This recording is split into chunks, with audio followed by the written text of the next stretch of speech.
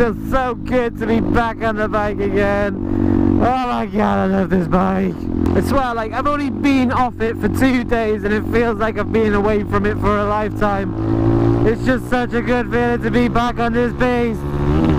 Do you know what's strange riding around the UK is that I never ever really see any other bikers now who do motovlogging or that have like a camera setup like mine. I know a lot of bikers do use action cameras on their helmets, but how many of those actually motovlog in the UK? When I first started motovlogging, I did actually see quite a few bikers out and about with cameras, and they did look as though they were motovlogging because there were quite a few of them. But now those numbers have now reduced, and I hardly ever see anybody with a camera setup like mine. Now what I have noticed is that the UK motovlogging scene is definitely not like the American scene. It is so big in America. And when you see what they're doing over there in the States, it's always encouraging to know that motovlogging is not dead as a whole. Even in Asia, it's actually massive in Asia. A lot of places like Indonesia and that, they do it a lot. And like over here in the UK, there's not many massive motovloggers.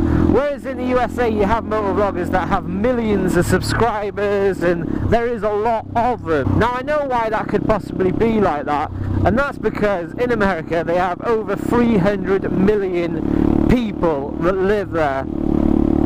And in the UK, just over 70 now. So there is a massive difference in population. And what you've got to remember is a higher percentage of people over in the States actually ride motorcycles, as well as people in Asia, especially in Asia. The majority of people actually ride motorcycles because it's just so much easier to commute and it's so much cheaper. And the reason why you never see any motovloggers get so big in the UK is because they're completely drowned out by all the other motovloggers from around the world, and there are a lot of them. Motovlogging is definitely not dead as a whole. I don't think it's even dead in the UK. It's just that it's harder for a UK motovlogger to get known. Now I'm not saying it's because we're British or it's because of our race or whatever. It's purely down to figures. And the reason why we got people like RJ and Von Grumble and all that who are like massive motovloggers is because they started it from the very beginning, when motovlogging was brand spanking new. Because they're the guys that I got encouragement of, you know. I looked up to those guys, and that's when I started doing it. Luckily it's not all doom and gloom though, because we live in a world where it's all well connected. So even though there's only a few smaller motovloggers out there now in the UK, they may end up becoming quite popular and being able to branch out throughout the world. And that is the beauty of YouTube, guys and girls. It's still very possible to become a big UK motovlogger.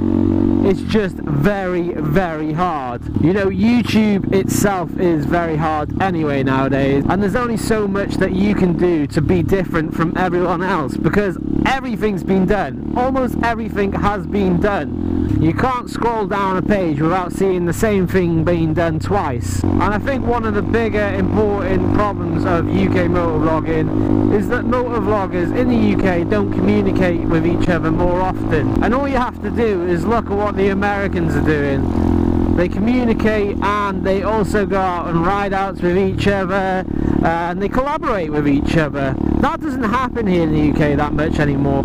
It did actually happen when I first started out doing it, like a hell of a lot. Nowadays, for whatever reason, a lot of UK motovloggers do not want to help each other out. And I'm always for it, you know. I've asked so many motovloggers if they wanted to meet up, if they wanted to do things, even motovloggers that have had smaller channels than me, you know. And I'm not a big channel at all, I'm still very small, but you know, it's not just to help myself out, it's to help them out as well. Oh god, it's a good thing I've got good brakes. You absolute tit. Why did you stop dead centre in the road there? Idiot. If you are a UK motovlogger and you live close to North Wales, let me know, because I am more than happy to collaborate with you.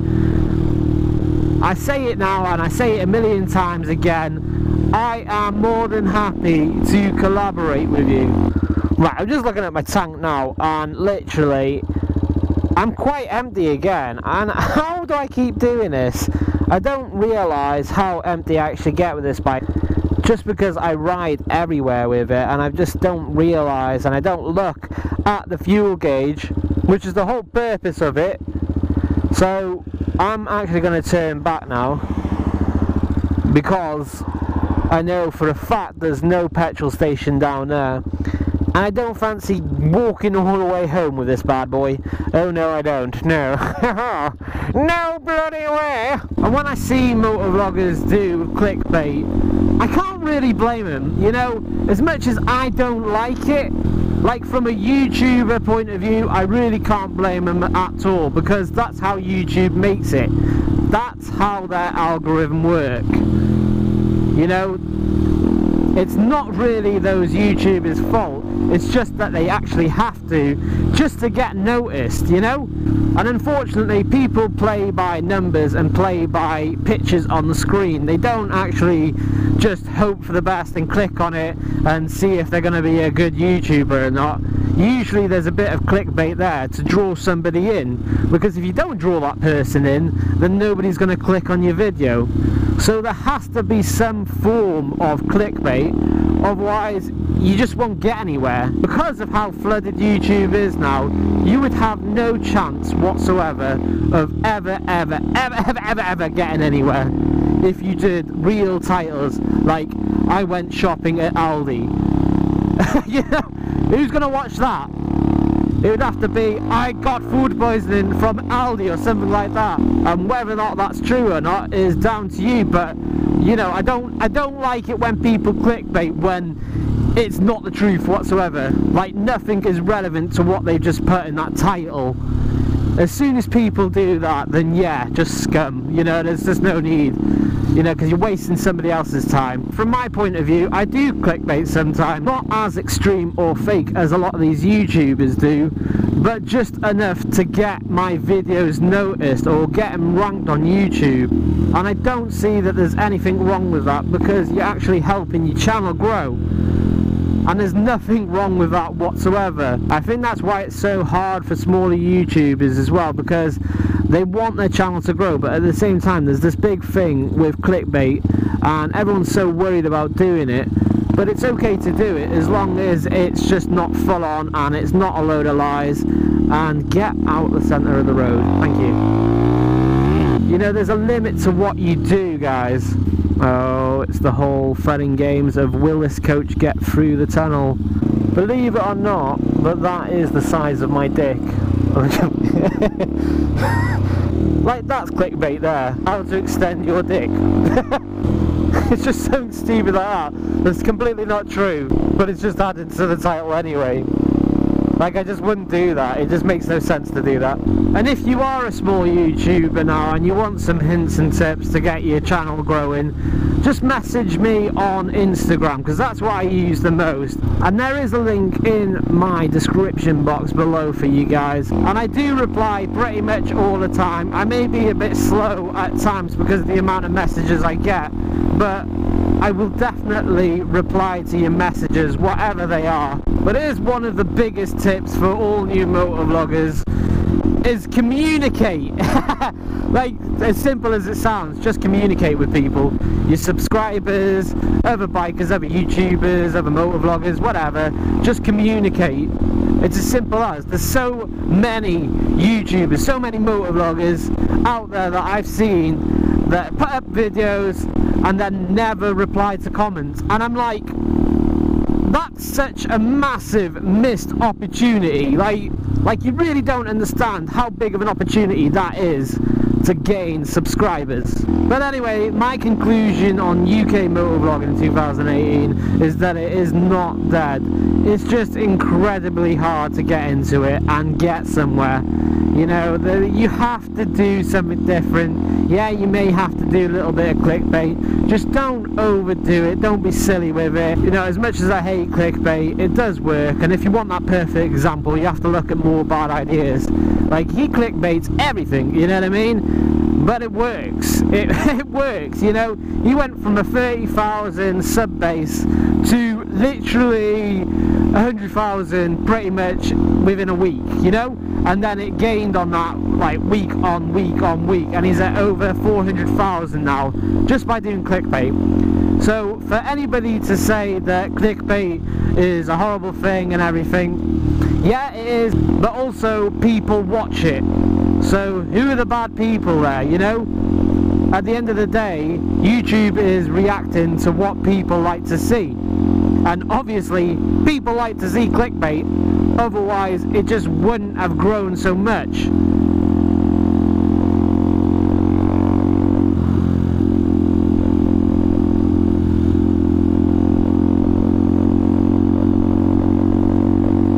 But it's obviously helped him out. But also at the same time, don't do it. I really would never go down that road of just doing it for the views. I want real subscribers, real people I can talk to, real fan base, you know. I don't want any of that crap where it's just views and money. It doesn't appeal to me whatsoever. But what I do want is to be able to get my videos ranked so that I can share my videos with more people. And there's another big way of doing that, and that's just by you, my subscribers, my beautiful people, just sharing my videos. Whether you share it on Facebook, whether you share it on Instagram, just click that link, copy it, paste it on whatever social media you want, and it will help my channel so much. Even if you copied that link and put it in your Instagram bio, it helps my channel out so much because it helps get it ranked. But anyway, guys and girls, once again, if you do need any help, just throw me a message in my Instagram. Any advice, anything like that, I'll be more than willing to help you out. I'm always here for you guys. I know just as much as you are here for me. But if you have liked this video, please give it a thumbs up. If you haven't yet subscribed, please subscribe. If you haven't yet tapped that button, no, please tap that button, because I'll notify of any more videos coming up in the future. And I'll see you again very soon. Bye. Oh, we gotta tap down one up. We gotta tap down one up. Hey, tap down one up. I got it. I tap down one up. Tap down one up. Tap down one up.